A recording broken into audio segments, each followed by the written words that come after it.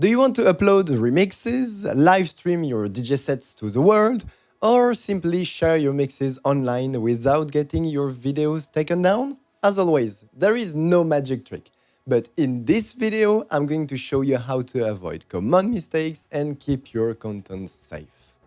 First, we'll break down the different types of copyright strikes you can get, from minor claims to full-on video takedowns. Then, I'll give you some simple and effective strategies to avoid getting hit with the copyright claims in the first place. And make sure to stick around until the end because I will share a little known trick that could save your videos from being taken down while still playing banned songs. Let's get into it. When you upload anything to YouTube, whether it's a DJ set or a remix, even silly cat videos, the copyright detection kicks in immediately. But not all strikes are the same.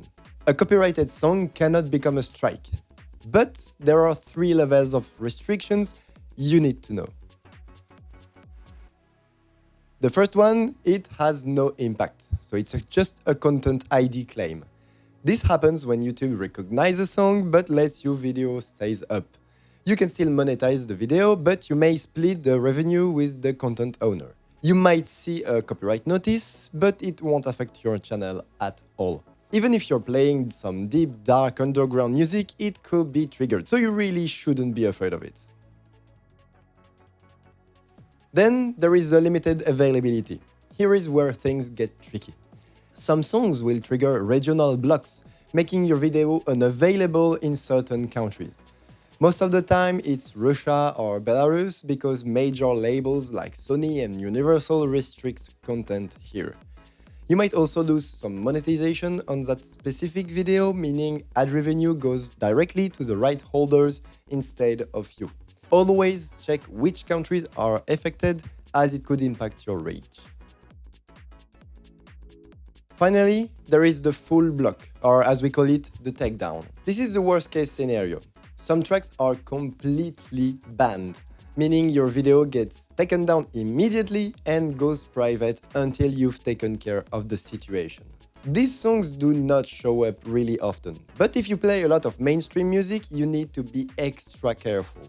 By the way, do you know what's not blocked anywhere?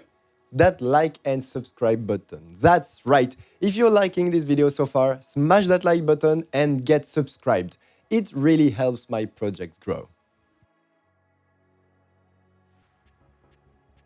Now that you know the risks, let's talk about solutions. The first step is to check your song before uploading a video or a remix to your YouTube channel. Once your playlist is ready-ish, download a video editing software that allows you to have more than 24 hours of video per timeline, like Vinci Resolve Studio. Then, open a new project.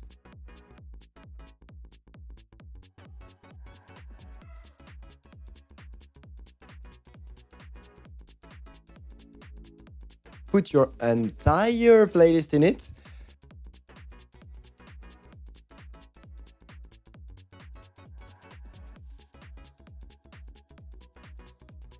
Add all of those songs next to each other.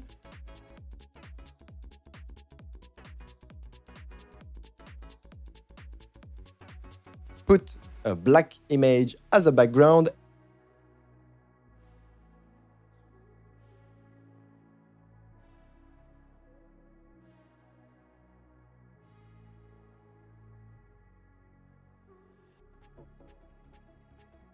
And finally, export this crazy timeline as a low-quality video and without any processing, as it's gonna take some time.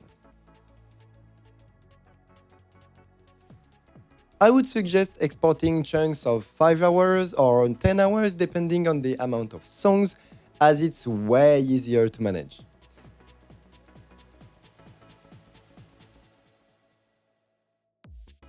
Be careful not to make more than 12 hours, as it's the maximum allowed by YouTube.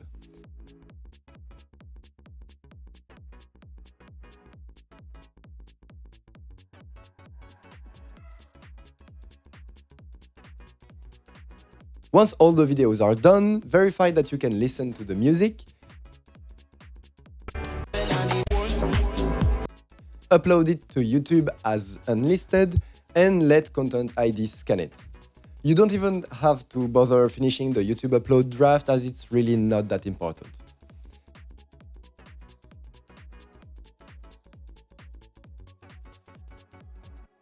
It may take up to 24 hours to analyze if you have a lot of videos, so be patient. Next step is to mark the problematic tracks. Once the videos have been processed 100% and all the songs have been scanned, you will be able to log into your YouTube dashboard and see the results. Go into your content and you will see the test videos.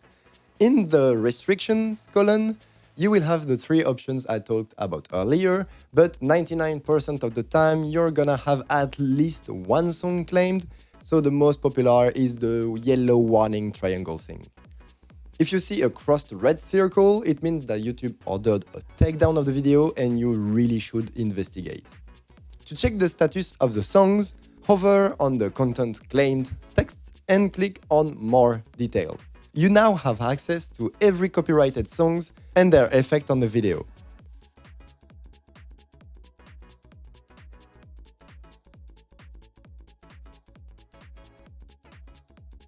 For each recognized song, you can click on Learn More and see if this song is problematic.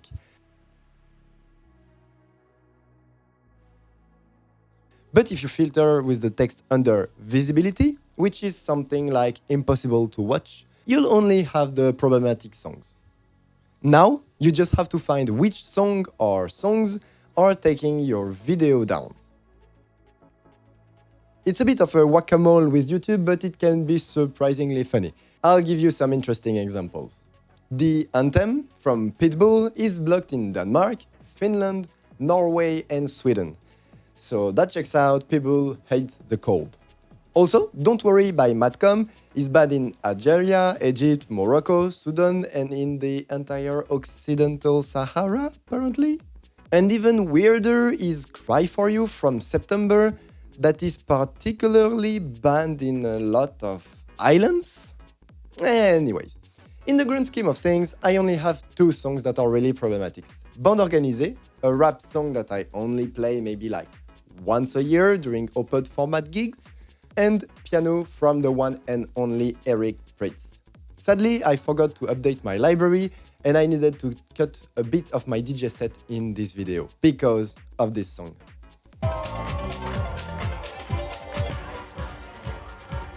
If you have an entire test video that is not completely taken down, you can directly view which countries are blocked. So you won't have to look inside every video and every song, and it's a time saver.